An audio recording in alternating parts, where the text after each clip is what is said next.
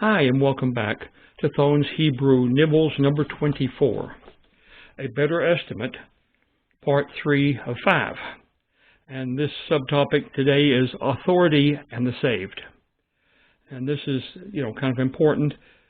Hebrews chapter 6, verse 9 through 12, as before. The saved and their responsibility here. Why is this in the Bible? Who is responsible amongst men? That's the question. Is this person responsible? Is that person responsible? They're all sitting in the same church, in the same pews, and who is responsible? Very, very deep and sad sometimes idea. And the communications. Whose authority made this so? That is, who are the responsible people and why? Application to me. In this epistle, his name, in quotes, refers to the power, the authority, the character, and the spiritual attributes of either Jesus the Messiah, the Son of God, or to God the Father. Those are the two people who we talk about his name. And the point is that the Holy Spirit is there too, but he isn't involved in this aspect of ministry. We are the responsible parties for the teaching of the gospel of Jesus to the people. We are to minister to the saints, small s, saints, holy ones. And we use this term in a more general way than some denominational churches do. That is, we say that all saved are saints.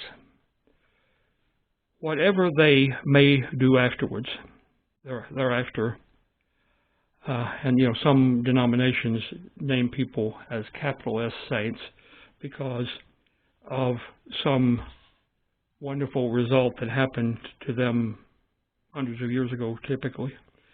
This is also tied to those apostates, in that such teaching is one of the signs that they have turned back to the correct path and thus are ready for salvation.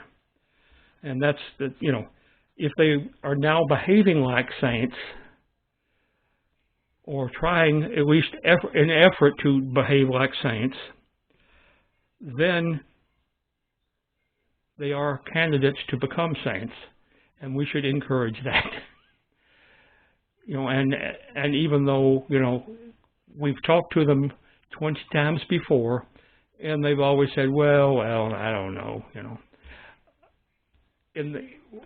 we can't give up talking to them. We must speak to them until they, first of all, get over that hurdle.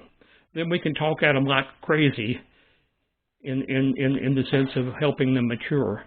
But right, at the beginning, even if they're all been on that path, it seems like forever.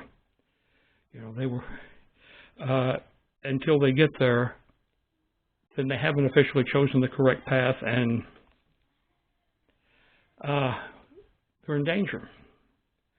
God tells us the second most important aspect to salvation is working at various aspects of teaching others about salvation.